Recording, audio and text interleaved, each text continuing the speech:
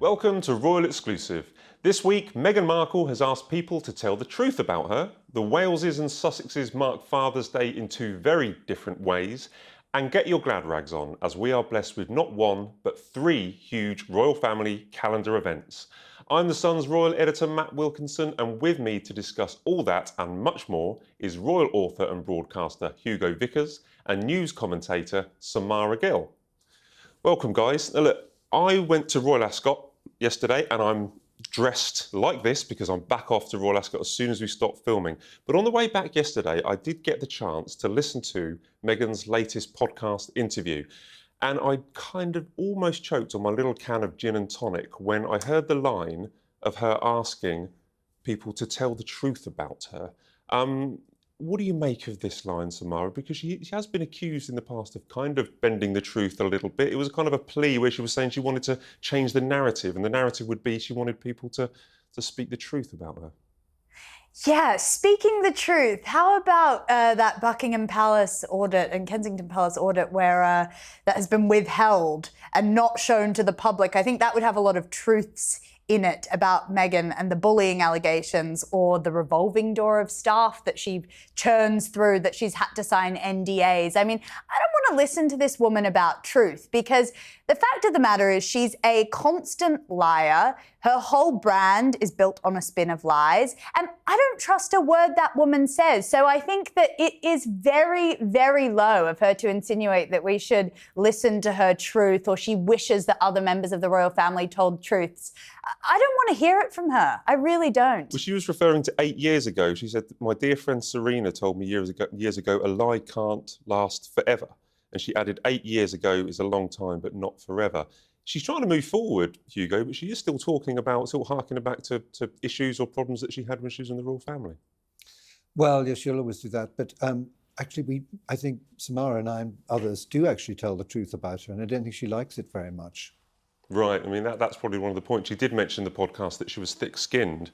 Again, I did kind of raise my eyebrows a little bit about that. But apparently a failure is a win for her. She also said that, and she ought to know because there have been plenty of them.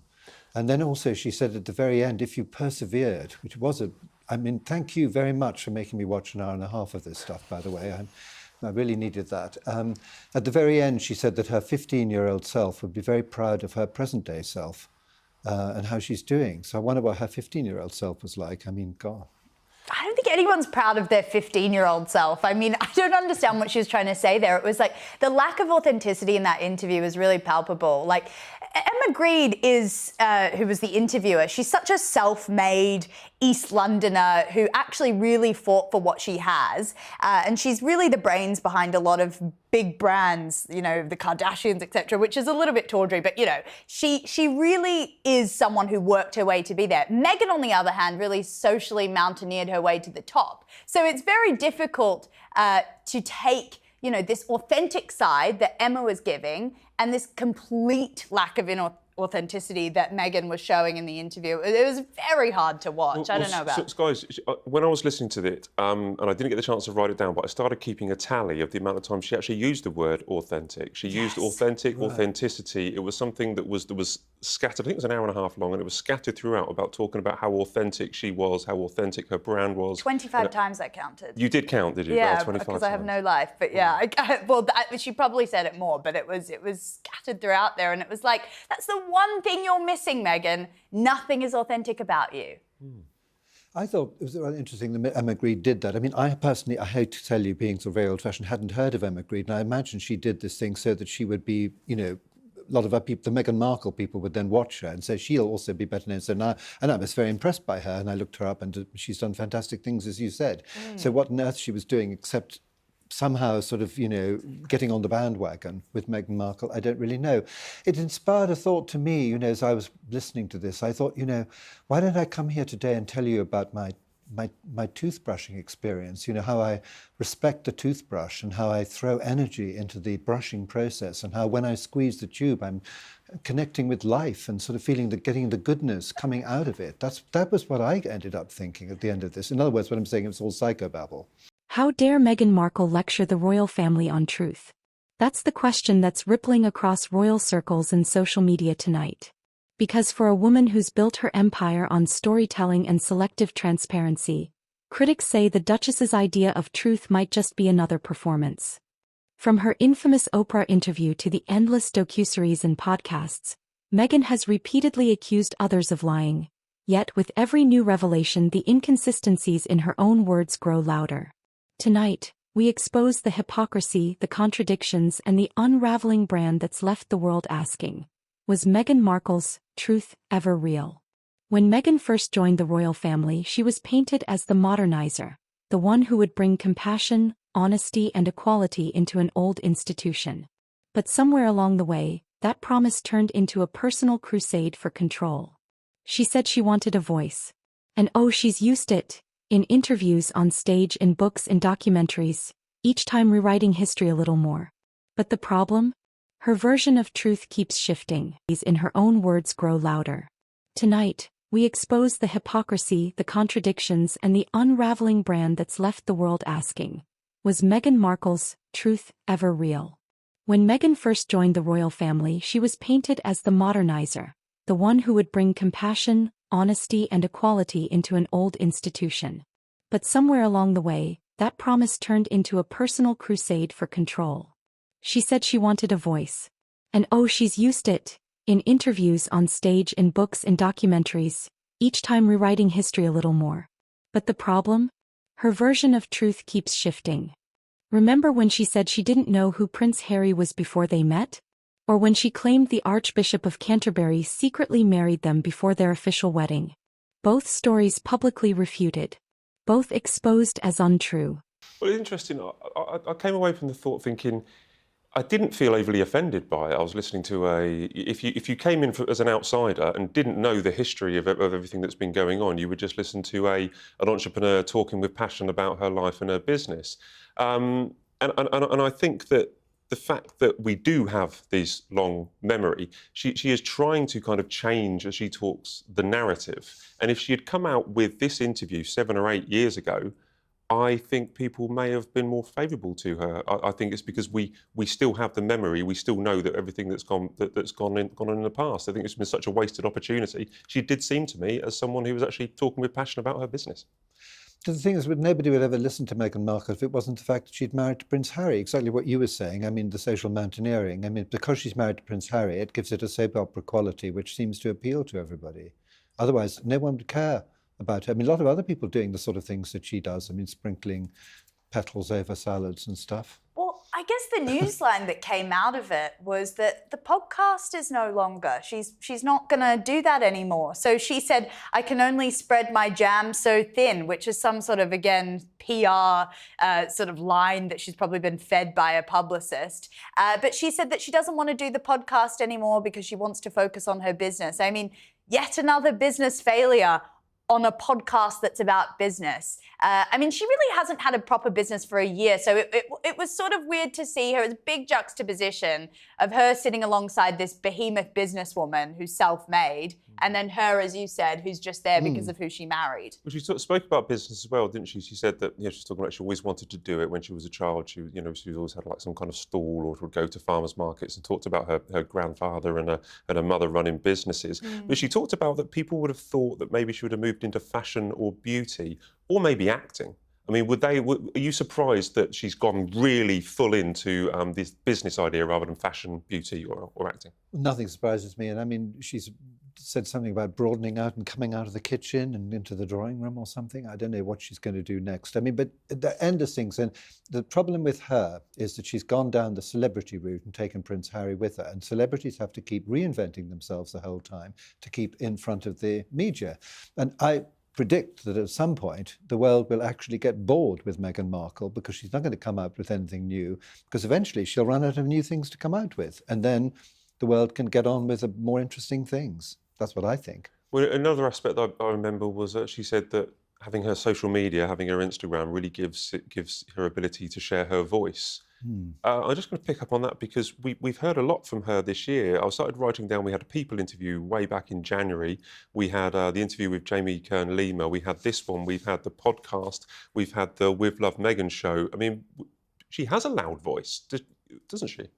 I mean, I've got massive fatigue from the amount of stuff that she's foisting on us. It feels like every other week she's on this sort of unknown person's podcast or somewhere making a post or at a concert broadcasting her entire life out. I mean, for someone who yapped about privacy for so long, she's basically got the opposite of it. I mean, the videos that she's been releasing are very, very private moments, and the things that she's saying on camera are very, very private things about her life. So I'm really confused about how she's going to navigate the next couple of years and the next couple of decades if this is how much content she's putting out into the ether every single day. I mean, the audience is fatigued. I don't even know how she would feel, and it's a very concerning and weird strategy, I must say. Well, she says her Instagram page, she finds it liberating. And I've got written down here, she said she believes it's a place where she can share on her own terms. Remember, she doesn't allow comments. You're not allowed to comment, but this is a place where she says, yeah, she feels liberated. She feels free to share with everybody. So there we go. Yeah, so leaving the firm was worth a couple of Instagram posts. All right, Meghan. I mean, for me, that's just not good enough. Now talking of leaving, we ran an exclusive in the Sun on Saturday about 4 members of staff that have left Sussex Employ. Now, these were 3 very well-respected, very professional comms staff, 2 communications directors, 1 based here in the UK, and also the person who was initially behind Meghan's Instagram page until recent weeks, where they've now joined Method Communications. They've got this whole new body of team that were behind the twerking video. How do we feel about this change of direction for the Sussexes, guys? Well, I mean, it happens the whole time, doesn't it? She can't keep staff, and that's always a very bad sign. And that goes back for decades. Well, not decades. It goes back for years, though. I mean, everyone leaves. I mean, she's obviously a nightmare to work for. And I mean, I've told this story before, but, you know, first time I heard about it was when she was rude to the gardener when she was at Frogmore Cottage, and the head gardener went and complained to the Queen. Queen drove down in her Land Rover and ticked her off. Oh, wow. But that's ages ago. You know, who would do that now in this kind of situation? There isn't anyone to drive well, down no, she just sacks, she just sacks people and then gets new people, and that's just the same as all these new projects. I mean, she can't keep people. It must be very difficult for them because as she's always changing direction, it must be very difficult for them to navigate actually what's going on. And then the moment something goes wrong, she blames probably somebody and chucks them out and gets a new person. And so it goes on. This isn't just a matter of differing memories. It's a pattern of self-mythologizing, where Meghan becomes the heroine and everyone else, especially the royal family, becomes the villain. The 2021 Oprah interview was supposed to be Meghan and Harry's moment of truth, their big tell-all. But what it really did was fracture trust. The interview stunned millions, but in the weeks that followed, fact-checkers and palace sources began poking holes in their narrative. Even Oprah herself admitted later that she was unaware of how many claims lacked context. And since then, Meghan's version of events has changed depending on the outlet, the platform, or the emotional tone she wants to strike. This is interesting. One source said to me, Samara, when we broke the story, they said, well, they always blame other people. There's always somebody else to blame if things go wrong. Yes. Because things have gone wrong this year. There's been so many PR disasters that have happened this year. Is there maybe a time where they stop blaming their comms chiefs and maybe start looking at themselves? It's a great question. I mean, their entire life is built upon the blame game and this victimhood that they perpetuate. I mean, they put it on their own family. They put it on their staff. Their staff are a revolving door of, as you said, Hugo, very qualified people who have worked in very high pressure environments, Meta, Apple, Facebook. It's ridiculous that they aren't able to hold them, or Meghan isn't able to manage people properly. And not to go back to the podcast, but she said this very interesting quote. She said, "I no longer value decision made by committee," which basically means I don't care about what anyone else thinks anymore. I'm not going to consult anyone. And I basically am a one-man show and an echo chamber, which really does go to the whole dictator in high heels claims, the accusations of bullying and the way that she manages her staff just being absolutely perilous. So we think going on that line then, do we think that the twerking video, which we are told is, all to do with this new super duper dream team that they've brought in that knows how to get content online? I mean, it had 42 million views. That will be viewed as a success in Montecito. Do we think that Meghan is the I think ideation she used in this podcast quite a lot, which I had to Google. But do you think she comes up with all the ideas? Do you think she was behind that twerking video, as you pointed out, that she doesn't want to do things by committee? Or do we think that this whole new team that she's brought in that's coming up with fresh ideas are the ones that have really given fresh impetus to her social media? I mean, it was so left of field to see that twerking video. I know we've spoken about it a lot and everything like that, but it was such a change from the sanitized linens and cherry picking and fruit picking in the forest of Montecito. Then to see that twerking video with the random sound over it, it's such a sort of swerve in the other direction for her brand and her social media page. I know that it did get a lot of traction and that's kind of what she wants at the end of the day, but... This has been happening last couple of hours, and some more information might come out in the next couple of days. But Tyler Perry, very well known in the US, a very world famous, well-respected TV producer and film producer. There have been some sexual assault claims made by him. It's a chap called Derek Dixon, and it's a $260 million lawsuit. And I'm going to say it's interesting because he is Lilibet's godfather. He revealed this on the Netflix show. He appeared as a character witness for Harry and Meghan in their 6-part show. This throws all sorts of issues, legal issues as well, commenting on it because it might develop over the next couple of weeks and days. But what is the importance of a royal godfather, Hugo? Well, I mean, godparents are there to sort of mediate with the parents. I mean, in a sense, a godparent, one of the great things, of course, the real mission of a godparent is to make sure that they're sort of brought up in a Christian way and then sort of confirmed at a certain age, that we know.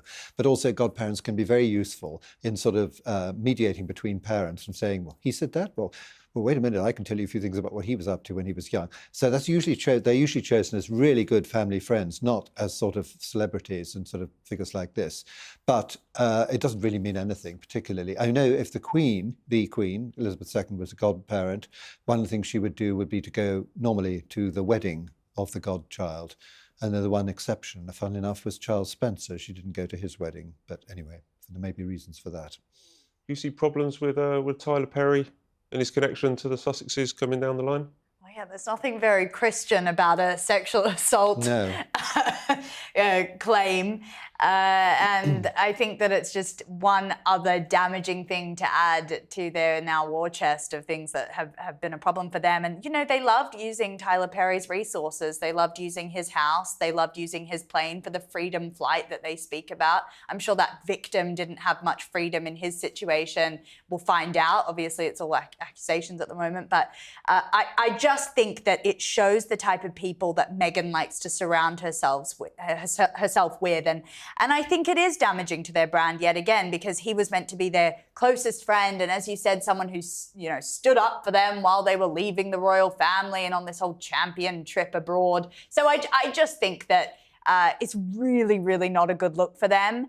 And let's see what will come out of this. I think if accusations of this kind in court, this kind of legal writ had been made against Prince George's godfather or Prince William's godfather, can you imagine? It would be a huge story. I think. Do you know what I mean? It would bring a lot of attention. Well, I do, but I mean, in the days when the Evening Standard used to have a placard outside, it would always say something like Queen's cousin in grave trouble. I mean, you bought it and then you never heard of the cousin, had you? They like to make an association with the person. That's how they do the link. Critics argue this isn't truth, it's branding. A calculated reimagining of reality, crafted for sympathy, power, and profit. And each time she plays the victim, another layer of credibility peels away. Let's call it what it is: hypocrisy. Meghan preaches authenticity while meticulously curating every photo, every soundbite, every public appearance. She demands privacy but signs multi-million-dollar deals to share every personal moment. She accused the monarchy of being outdated and hierarchical, yet now surrounds herself with Hollywood elites, PR advisors, and billionaires. Well, that's totally right. I mean, I'm not specifically associating all the lawsuits and the accusations, anything disparaging about Lilibet, but it needs to be drawn attention that this is somebody who's very close to the Sussexes. Harry and Meghan went to his 55th birthday in September, which kind of doubled up as Harry's birthday last September after Harry's 40th. They live close in Montecito. And they're very close to the Sussexes, so we'll have to see how it pans out. Watch how quickly they drop him, seriously. I mean, just watch how quickly they go, oh, sorry, toxic brand, going to step away from you, even though they're the ones who are really toxic. So I just think it's going to be another person who's just thrown to the side for them. We'll watch this space. Let's just dwell a little bit on Lilibet and Archie. We saw a little bit more in a video posted on Meghan's Instagram page. Well, I'm getting fed up with seeing the back of their heads and hearts stuck over their faces when they go to Disneyland and things. I mean, either show them or don't show them at all. But I mean, you can see what she's up to. I just think there's going to be a terrible revenge when those children grow up. I mean, I don't know about you, but I would be very annoyed if I found that I'd been used in all these posts in a strange way by my parents.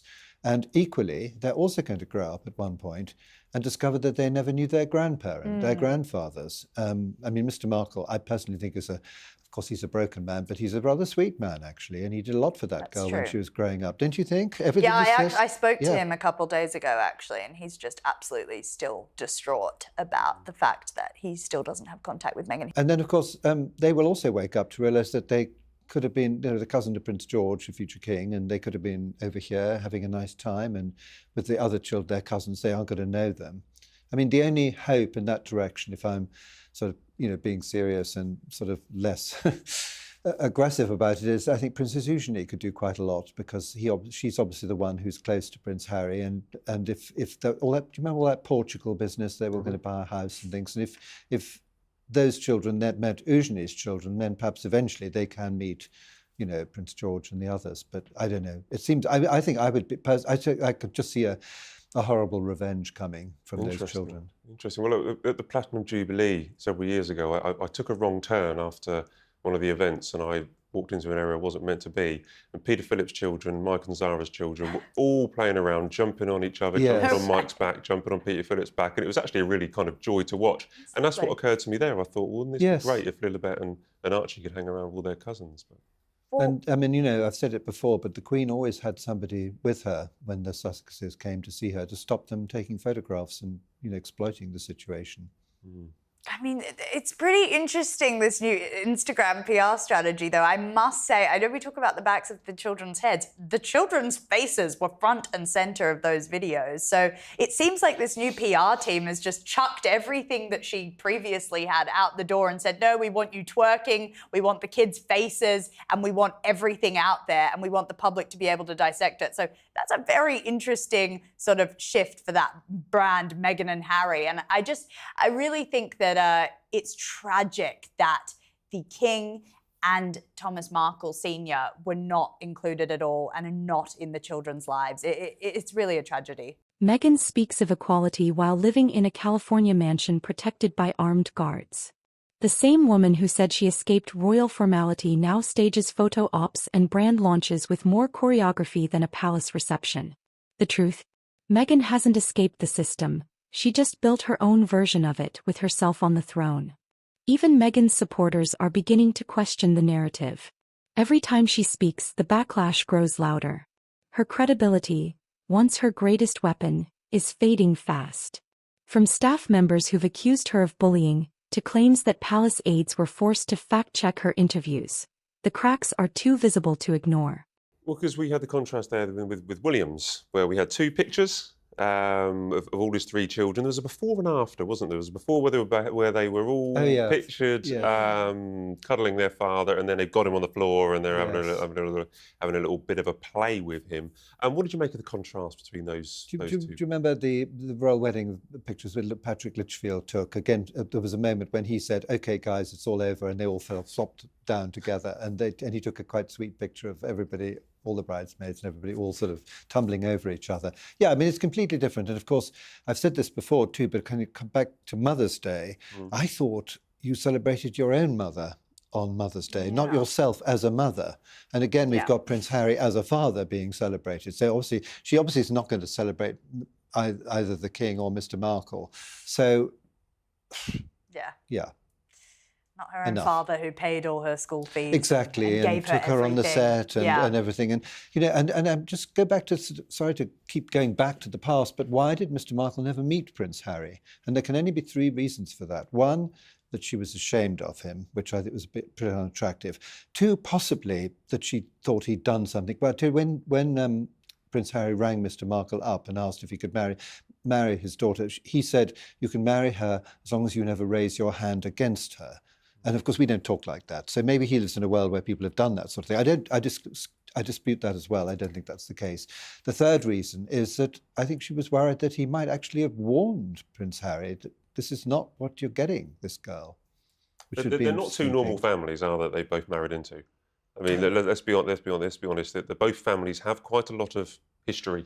They've got a lot Mr. Markle should have been at the wedding, and they should have flown him over and stuck him in a health farm in the Shetlands or somewhere. Prince Harry should have gone up to see him, and if he couldn't have walked the aisle, he should have been sitting there, because as you rightly say, he did a lot for that girl. She even admitted it in the early days before she distanced herself from him. He lives 3 hours away. There is no excuse. And actually, I have to say, it's pretty, some of the circumstances that he's living in compared to the riches that Harry and Meghan have is appalling. And I will always defend that man, because I think that he has been absolutely wronged by that woman. He's in the Philippines now, correct me if I'm wrong. He's in the Philippines, yes.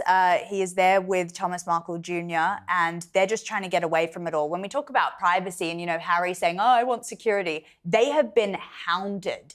They have had to flee the country, basically, to try and get some peace and quiet. So he was 70 miles away, wasn't he? It wouldn't have been very difficult for Prince Harry to have driven the children over there to meet him. I mean, and she talks so much about, you know, relationships and things, and mucks up their own relationship. And one day, as you rightly say, he will die, and then there'll be a whole lot of, you know, what's Meghan, will she go to the funeral? She'll probably make a whole thing about it. And poor man, I feel really sorry for him, because if you listen to what he says, not how he's reported, but listen to actually what he says, he never says anything unpleasant, does he? That's very true. Yeah. Well, I don't know about that. I think he does. I think over the years, I like Thomas as well. I spoke to him in the past. He's reported as saying it's always, you know, it's always twisted. Okay. I mean, if you actually listen to the actual words that he says, he often, when he's interviewed, you can see him thinking for a bit, and he's very moderate. Well, and he was also very respectful to the late Queen, always, and admired her hugely. And what this couple have put her through is one of the things I shall never forgive them for in the last years of her life. The late Queen's famous motto was, never complain, never explain. Meghan's approach is the opposite. Always complain, always explain, but never apologize. And now, even those who defended her are stepping back, realizing that Meghan's truth might have always been her version of control. Meanwhile, the royal family's silence speaks louder than any statement. King Charles, Prince William, and Princess Kate have refused to publicly retaliate. They know something Meghan doesn't, that dignified silence holds more weight than performative outrage. The monarchy may be flawed, but it's rooted in continuity and restraint, two values Meghan never embraced. And that's why, while she speaks of truth, the royals continue to embody something she can't replicate: consistency. At the end of the day, truth isn't about how loud you speak, it's about how you live. Meghan Markle has spent years telling the world her truth. But the question is, when every version of that truth keeps changing, does it still mean anything at all? For the royal family, silence remains their shield. For Meghan, words have become her battlefield. But the audience? They're starting to see through the performance. Do you believe Meghan Markle's truth was ever real, or just another carefully crafted illusion? Let me know below. I read every comment. Subscribe for fearless royal commentary, bold opinions, and the truth behind the palace walls.